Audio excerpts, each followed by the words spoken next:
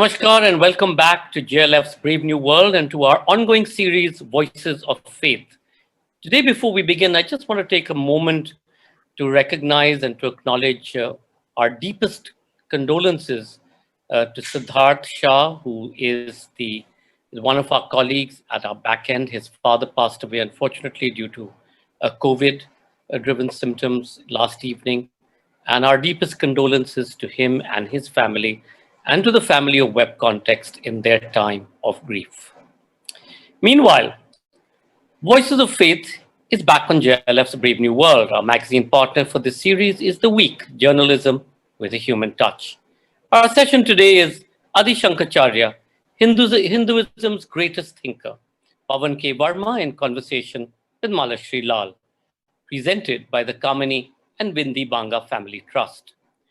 Jagad Guru Adi Shankaracharya was born in Kerala and died in Kedarnath, traversing the length of India in his search for the ultimate truth. In a very short life of 32 years, Shankaracharya not only revived Hinduism, but also created the organizational structure for its perpetuation through the mathas he established in Sringeri, Dwaraka, Puri and Joshimatha. In Adi Shankaracharya, Hinduism's greatest thinker, writer and former diplomat Pavan K. Varma engages thoughtfully and innovatively with the saint's philosophy and spiritual practice of Advaita. Referring closely to the source text, Varma shows the Shankaracharya to be a man before his times in analyzing social hierarchies, the environment, and the laws of physics in conversation with writer Malashri Lal. Pavan K. Varma is an award-winning writer, diplomat, and is now in politics, where he was till recently an MP, a member of parliament, in the Rajya Sabha, India's upper house, an earlier advisor to the Chief Minister of Bihar. He is the author of over a dozen best-selling books, including Ghalib, The Man, the Times, The Great Indian Middle Class, The Book of Krishna, Becoming India, and Chanakya's New Manifesto. He's also served as ambassador in several countries, including Bhutan, has been the director of the Nehru Center in London, the official spokesperson of the Ministry of External Affairs, and Director General of the ICCR. His latest book, which is a bestseller, is The Greatest Ode to Lord Ram, Tulsidas's Ramcharitmanas, selections and commentaries for which we have dedicated for the first time an entire series. Malashri Lal recently retired from her academic and administrative positions at the University of Delhi's English department. She is a member of the English Advisory Board of the Sahitya Academy and the Bharatiya Gyanpeeth's Advisory Committee. Her specialization is in literature, women, and gender studies. Her books include In Search of Sita, Revisiting Mythology, Tagore and the Feminine, A Journey Through Translations, and Finding Radha, The Quest for Love. Lal has been a senior consultant to the Ministry of Culture, to the UGC nominee on committees, and a member of international book award juries. Do remember all our sessions, including the previous ones with Pavan K. Varma on the Ramcharitmanas, are now available on our Facebook page, JLF Litfest, and on our YouTube channel, Jaipur Litfest JLF. Please do remember to ask questions and comment by typing it into the comment section below, and Malashri will pose these off Pavan Varma at the end of the session. Ladies and gentlemen, Adi Shankaracharya, Hinduism's greatest thinker, Pavan K. Varma, in conversation with Malashri Lal, presented by the Kamini and Bindi Banga Family Trust. Malashri, Pavan Varma, over to you. Thank you very much, Sanjoy, and wonderful to see you again, Pavan.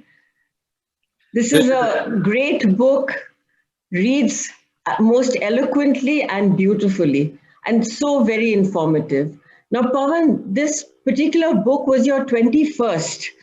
It's a magnificent corpus of writing that you have on a variety of subjects. And as Sanjoy just mentioned, and we know, Being and Becoming Indian, Chanakya, Mirza Ghalib, Tulsidas's Ramayana, which we're all talking about these days, and Krishna, and then also a poem about and with the characters of Yudhishthir and Draupadi. So with this wide range that you have, what made you choose to write on Jagad Guru Adi Shankaracharya, the 8th century philosopher, and he was a peripatetic teacher? And you have, in fact, named him Hinduism's greatest thinker. Thank you, Malashri. It's a great pleasure to be in conversation with you once again. Why did I choose Adi Shankaracharya? Because I think of the audacity of thought with which he is associated,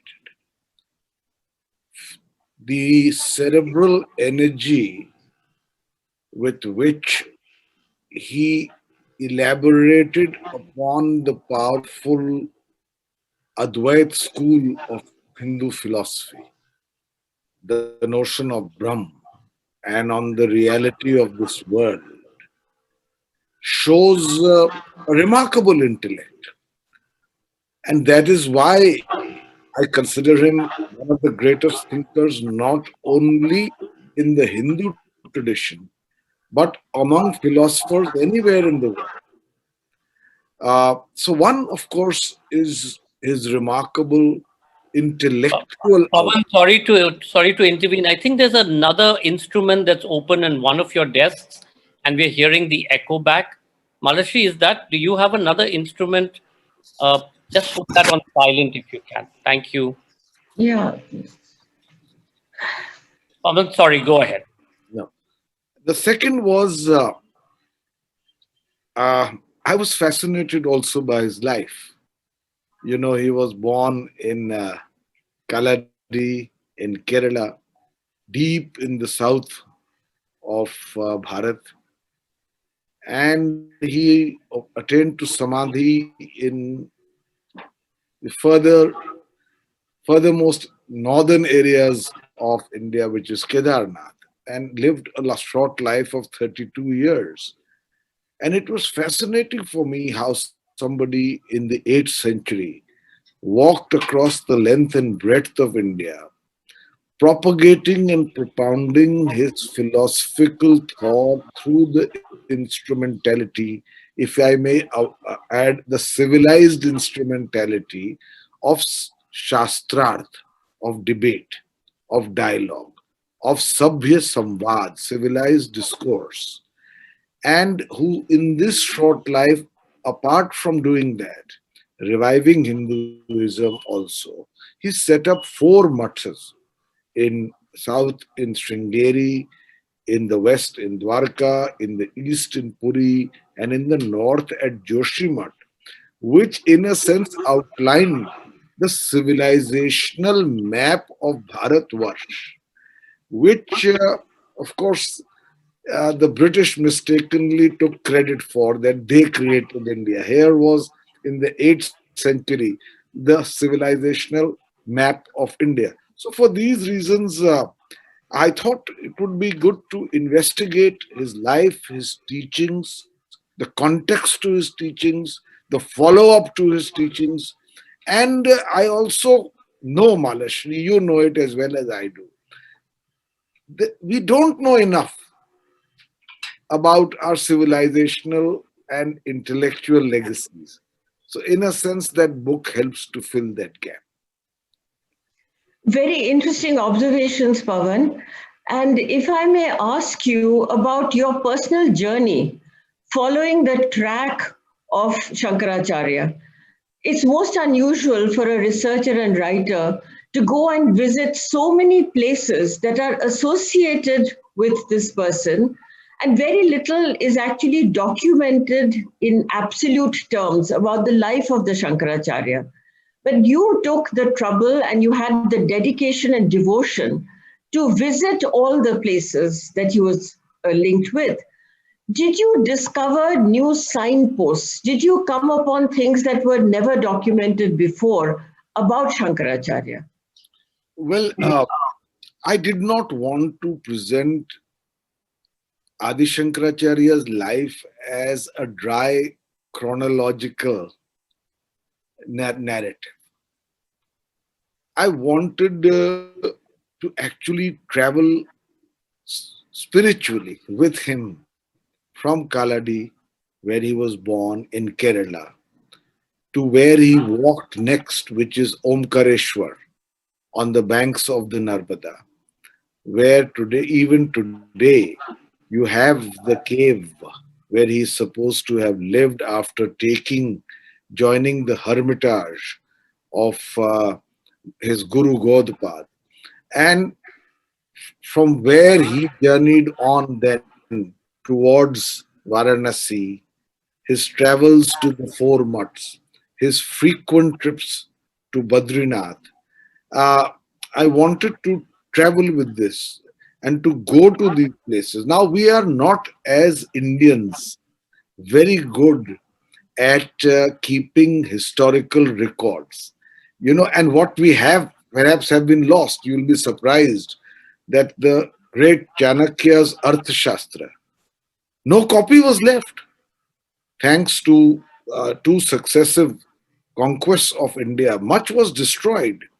Uh, and in a copy of the Arthashastra was accidentally discovered only in the early part of the 20th century in Kerala. Otherwise, for all practical purposes, the Arthashastra was lost.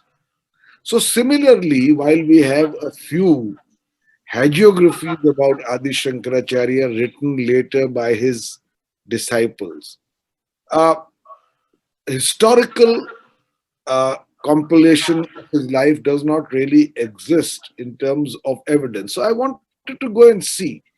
I wanted to see in Omkareshwar what remains of, there is the beautiful Shiva temple there, but next to it, the cave, to go and see it. I went to Varanasi. I went to the Ghats where he's supposed to have lived. I tried to find out where he could have lived, on which Ghat, and why, which is described in my book. I visited the four mutts and so on and so forth. So, uh, for me, it was a journey by which I was discovering his life and also seeing. For instance, there is the famous dialogue between Adi Shankaracharya and Mandan Mishra, as you are aware, between two schools of thought, the school of Karmakand and the school of Jnana Marg. Adi Shankaracharya's Gyan Marg as against Mandan Mishra's Karmakand school. Now, where did this debate take place? There are two schools of thought. One says Mandan Mishra belonged to Bihar. The other says that no, it happened in Mahishmati, not far from Omkareshwar, along the banks of the Narmada, near the city of Maheshwar. So, so I wanted to see. And I went, and you'll be surprised that along the Narmada, there are at least three spots which people have put up statues of Adi Shankaracharya and of created a kind of commemoration to the fact that the samvad or the dialogue, the great dialogue, took place at this spot. And then I wanted to compare evidence, the local evidence, the anecdotal evidence. So it was a very interesting voyage for me, a voyage of discovery also, to do this. This idea of dialogue and what you very correctly say, the cerebral energy of Shankaracharya's way of presenting issues. Do you think this kind of debate and dialogue is really the source of knowledge? Because some knowledge is experiential, there's another kind of knowledge which comes from understanding the material that is around one, whether it's philosophy, religion, inheritance. So when we are talking about Shankaracharya's dialogues and debates, this story about his debate with Madan Mishra's wife, Saraswani, is quite interesting because it's on sexuality. And this lady challenges a celibate monk to enter into a discussion on sexuality. Now, how is he going to do that? And as you described so beautifully, that there is this story, apocryphal or whichever way one wants to look at it, perhaps as a parable, that Shankaracharya actually entered the body of a dead hedonist king. And through that experience of the king in his harem, the Shankaracharya imbibed knowledge of sexuality. And then coming back to his present form as Shankaracharya, he was able to debate with Saraswati and to defeat her in that debate. So this kind of a legend brings to mind the inventiveness of the person, the imagination of the person, the ability to extend oneself into another state of being, which is very difficult, but also very important. So, do you think that stories like these in Shankaracharya's life are really parables for how we acquire knowledge? I would think so, but they illustrate a larger point. In any case, this is one of the stories. I don't like the word mythology, but if you use the word parable, which are illustrative of another set of principles. You know, in the Hindu worldview, there are four purusharths: dharma, artha, kama, moksha. In other words, along with dharma, right conduct, broadly, shishtachar. Artha, the pursuit of material well being. Similarly, for the pursuit of desire, there is philosophical acceptance not in exclusion but as part of a balanced life. And if each of the first three are pursued in proportion, you will move towards moksha as part of this balanced life. So, such a story, whether it's parable or it's apocryphal, illustrates that Adi Shankaracharya, who was from a renunciate, and he was a celibate monk, as you said. When in debate, no subject is taboo, and when Mandan Mishra loses his wife Ubhay Bharti, which illustrates another set of principles, which is however we may treat women in real life, there was in our tradition uh, uh, uh, an acceptance that God and goddess, man and woman, Purush and Prakriti, uh, Chitta and Chitta Rupani, they are two sides of the same coin enjoying equal status, and hence the notion of the androgynous notion of Ardhanareshwar also. So Ubhay says, my husband may I have lost, but he is one part of me and I am one part of him. And even though I was an empire for that uh, philosophical competition between Mandan Mishra and Adi Shankaracharya, now in my capacity as being one half of him, I would like to continue this dialogue. And then she tests him with regard to his knowledge on sexual matters, and it is part of the way parables explain certain worldviews that Shankaracharya is supposed to have been reincarnated himself in the dead body of a hedonist prince.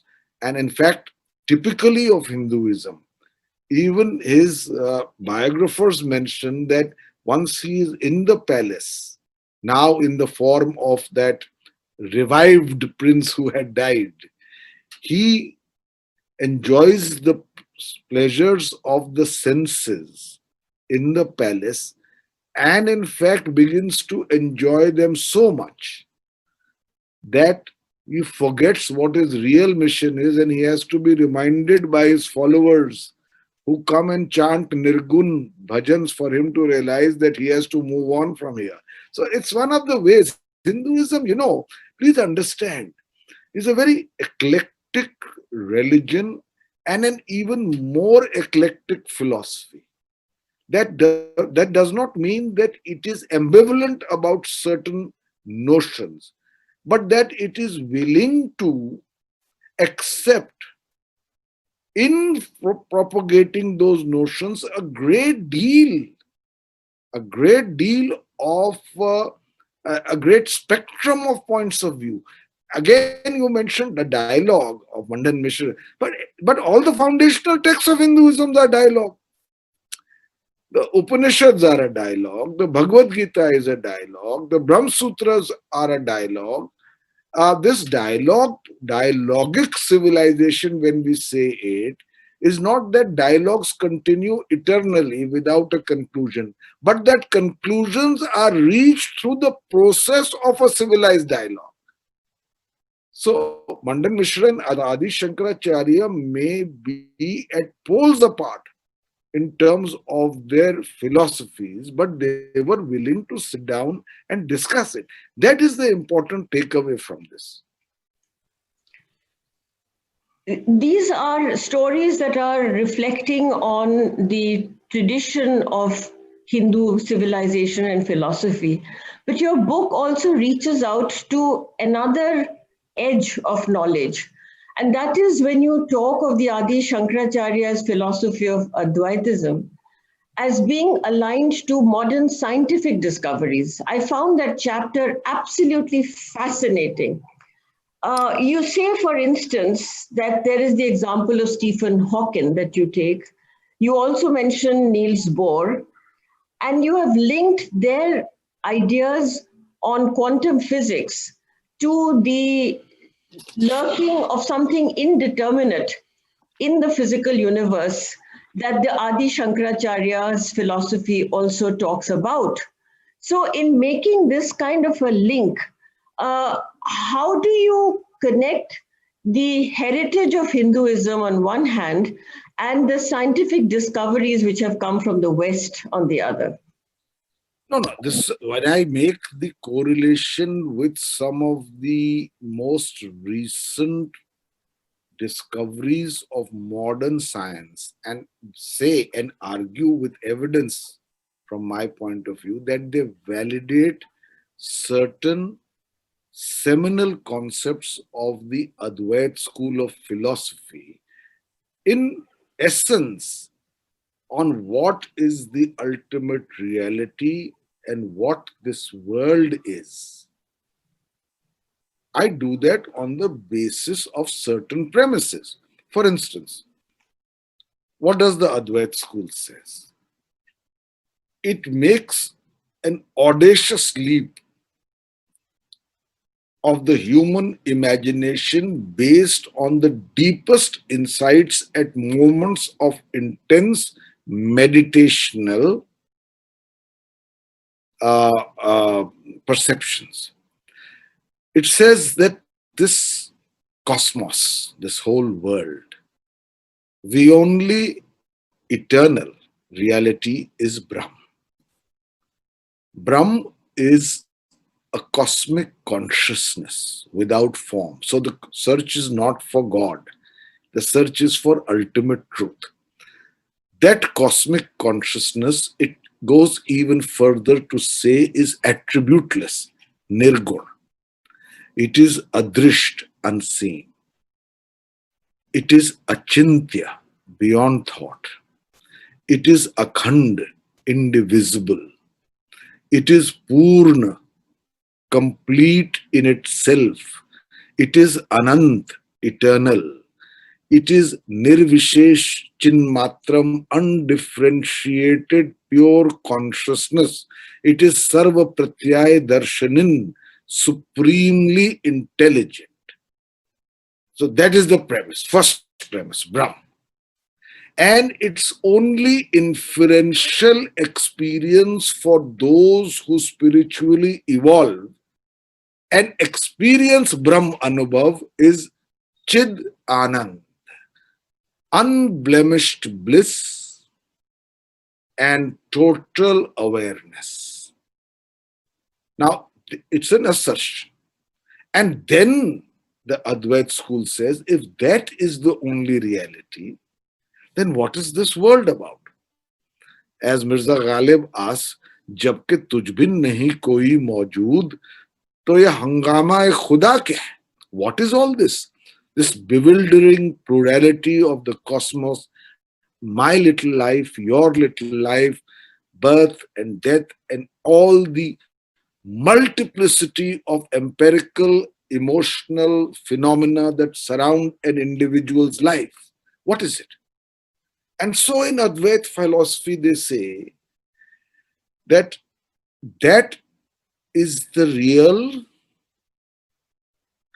and what we see unfolding as part of our lives is, but is not. Why? Because it is transient, it is ephemeral, it will come and go. जो अस्थाई है, जो अस्थिर है, वो अनंत नहीं हो सकता. So only Brahm is Anand, and the real world in which we live, which we mistakenly take as the only reality, forgetting what you and I consist of. Because in Advaita, he says, I am Atma Brahm, Aham Brahmasmi. I and that cosmic consciousness essentially are the same. My Atma, my inner being, my silent, still Chitta, which is only bliss and only joy, is identical and a part of that Brahm. We were born blissful, we will die into bliss. The interregnum, which is passing, transient, and ephemeral, is the reality which we begin to take as real. Why does that happen? According to Advaita, it happens because of avidya, which is a dosha, an error of perception. So we mistake the rope for the serpent. The famous analogy, the serpent and the rope. Now, why do I say it is and is not? So long, Malashri, that we think that the rope is a serpent. Think. The serpent exists in our mind. The moment we understand that this serpent is not a serpent, but just a rope, the serpent ceases to exist. Similarly, correct perception, because avidya is the creation of Maya. Maya is very powerful. It is also Anadi and Anant. The creation of Maya is the creation of the illusion of the transient as real. That is the essence of Maya. As Tulsidas says, Main arumor tor te Maya. This whole division between you and I and mine is the creation of our transient minds. Why does that happen? Because of adhyash. Adhyash is the error of perception, what the error of perception causes. It consists of two parts. Allow me to finish, because I can't explain science unless I explain the basic principle. If there's no time, I'll stop. But No, then no, you're please asking go me an ahead. important question. So adhyash, No, go ahead. adhyash happens in two ways. Avaran, which is the creating of a veil over the real, and vikshep, distortion of reality into what it is not. And a combination done of these two creates a situation where we begin to take the unreal for the real and ignore what is the reality of our being, which remains that of the Atma, which is identical to Brahm. Now, very briefly, because I can hold 3 lectures on science alone and Advaita. So I'm just going to say very briefly to you, what is modern science saying today? That the universe is Anant and infinite. Brahm is Anant without beginning or end and infinite. For a long time, the universe was thought to be finite, if huge but finite. Today, modern science is saying that the universe continues to miraculously expand every second. Where does it create space? Where is it expanding into like a balloon with dots on it? You blow in it, the dots keep expanding. So it is infinite. In fact, Stephen Hawking talks of not one universe, but multiverses. Similarly, it is eternal because scientists want a beginning and an end, but the Big Bang was one beginning. But today, scientists are questioning that theory. If there's a Big Bang, why can't there be a big crunch, which brings everything back? And then it starts again, just like the Hindu philosophical notion of creation, sustenance, destruction, pralay, and the cycle begins again. Time is cyclical. It's being proved by science today. Then it is supremely intelligent, as Brahm is, I told you, Sarva Pratyay Darshanin. We see that the way the cosmos works, there is a supreme intelligence guiding it. Just see the change of seasons, morning, night, etc. Then it is indivisible. Now, many experiments have been carried out. And one of the most famous ones was the EPR experiment, the Einstein-Podolsky-Rosen experiment, which shows that two nuclei, when in the same axis, spin immediately when put in the same axis, counterwise or clockwise. It could be that one is in New Delhi and the other in Toronto. So there is, how does this information pass? It is more than the speed of light. But it is there. There is an indivisibility to the universe. Science is proving it. Then the whole notion of Advaita, that what you see is not what it is. With the advent of, you see, quantum physics, Newton began a predictable universe.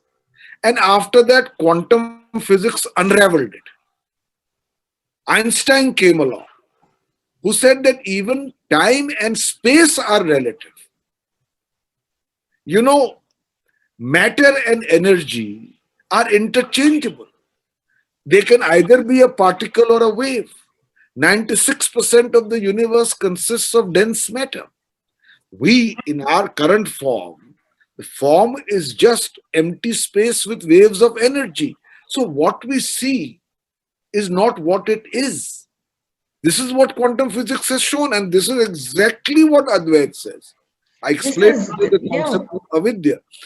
And then the basic premise of Advaita is that there is an all-pervasive consciousness pervading the cosmos. So what does Max Planck say, the scientist? He says consciousness is primary. Now this is a nuclear physicist, a physicist. Consciousness is primary, matter is derivative. What does Edward Schrödinger says? And he's a Nobel laureate in science. He says the unitary consciousness pervades the universe. So science is saying the universe is not explicable unless you admit the primacy of consciousness, an all-pervasive cosmic consciousness. In fact, it's so the correlation is so unreal, it takes you aback.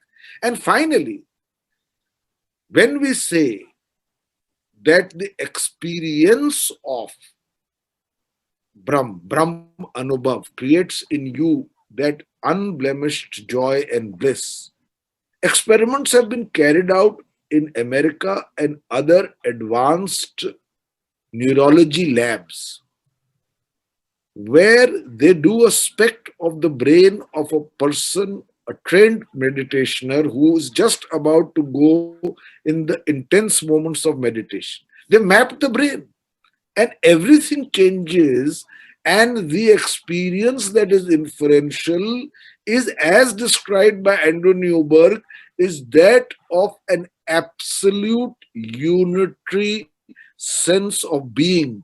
an indivisibility which is pure joy without the difference at the empirical level of this Jagat Prapanch, which is the Maya based world. So you are part of that one. That is the feeling you have. So we'll come. There are questions pouring in, Pavan. So Okay, I okay. and I have so many of my own, which I will have to hold aside. But you're very right in saying that the Shankaracharya is a person before his time, and there are sections in your book which took me aback. For instance, he talks about caste being an aspect of character and not of birth. He talks about the power of women, the prakriti, the urja. The equality of women. These are ideas which seem to be way ahead of his time.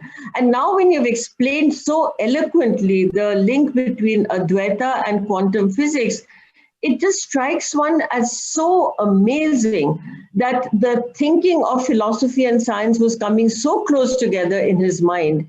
So, one final question from me, because then we'll move on to the queries that are here on the chat box. So, is there an objective to your book?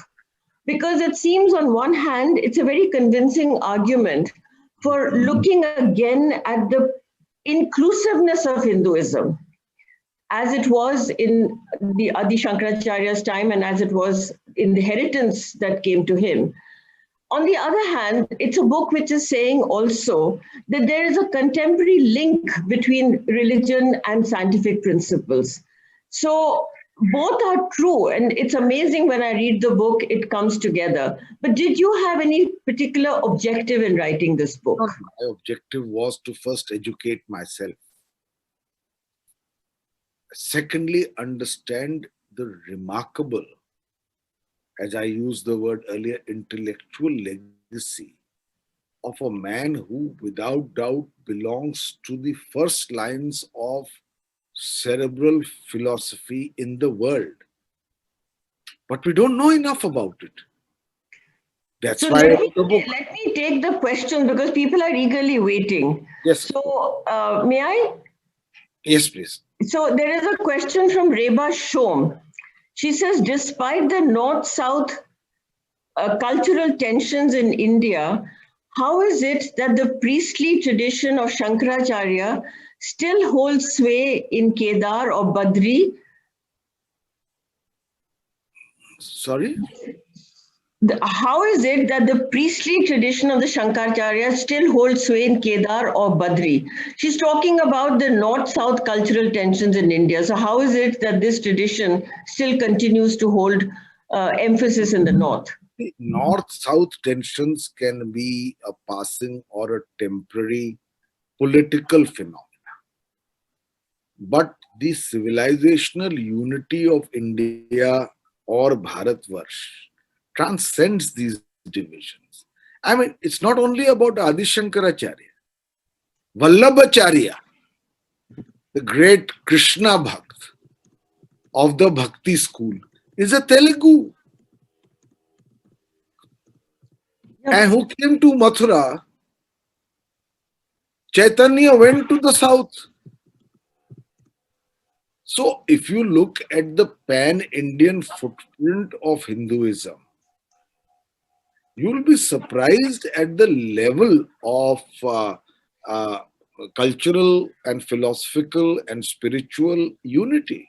So, these are north-south tensions may uh, uh, may be a matter of passing phenomenon, but the unity is undoubted. There's another interesting question from Kavita Tomar. What was Adi Shankaracharya's interaction with other faiths of the time? Buddhists, for example. Yeah, he was himself considered uh, a klepto-Buddhist. You see, at the level of philosophy, there are many overlaps between Hinduism and Buddhism. If you take a mechanical view of Buddhism, which denies the Atma, Anatma, which denies the permanence of any factor, Kshanikvad, and with the Advaita school or of Hinduism, you will see differences, but ultimately the notion of shunyat, the void, which later Buddhist philosophers developed out of Gautam Buddha's philosophy, Nagarjuna and others. Shunyat is identical with Brahm because the only thing is Shunyat, the void is nihilistic, whereas Brahm is pure, unblemished bliss and awareness. That's the only difference. Buddhism's beej word is dukkha, and the way out of dukkha, the way out of sorrow. Hinduism's beej word is anand. You are anand. You will be in anand if you can see through the reality around you, and you will merge with anand. Otherwise, there are great overlaps. So, in Omkareshwar, when he joined the hermitage of Gaudapad, it was accused of being uh, much too akin to Buddhism, and Shankaracharya was influenced by it.